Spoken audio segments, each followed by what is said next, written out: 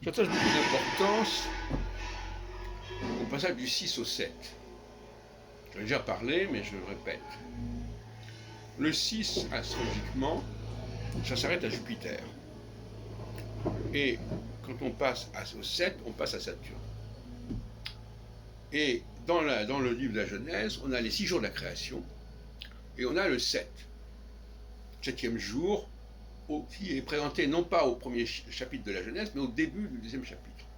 On dit à ce moment-là, oui, bon, ben, Dieu se repose, etc. Et ça a donné le Shabbat.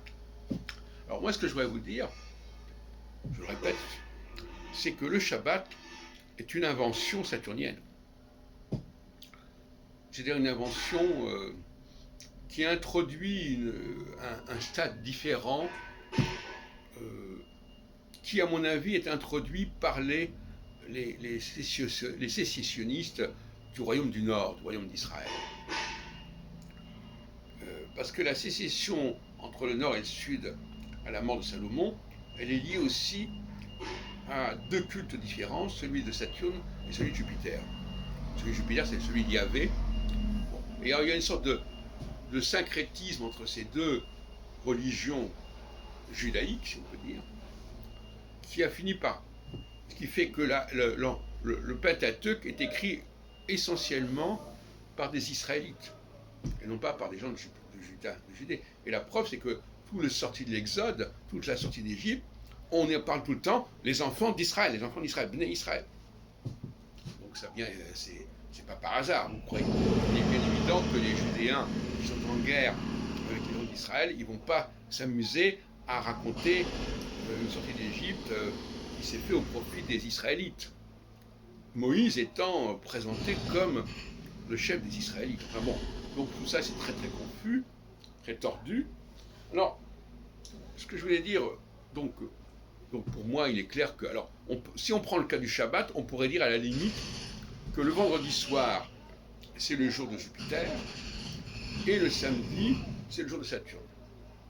Le vendredi soir, on pourrait dire que le Shabbat est divisé en deux, une sorte de poire, voilà, on coupe la poire en deux.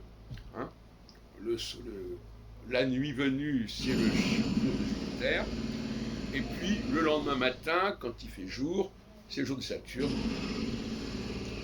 Alors, le français est marqué par cela, curieusement.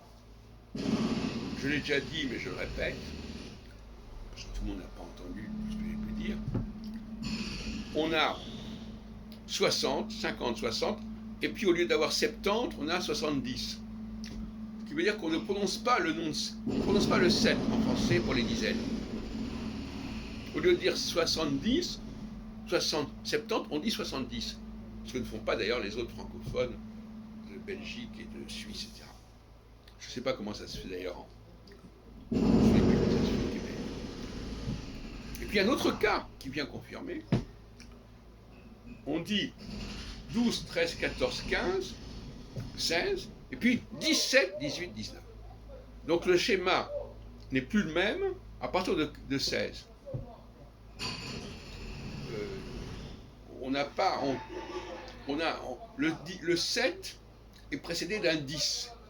Pour 11, 12, 13, 14, 15, 16, il n'y a pas de 10. Donc là, on a 17, 18, etc.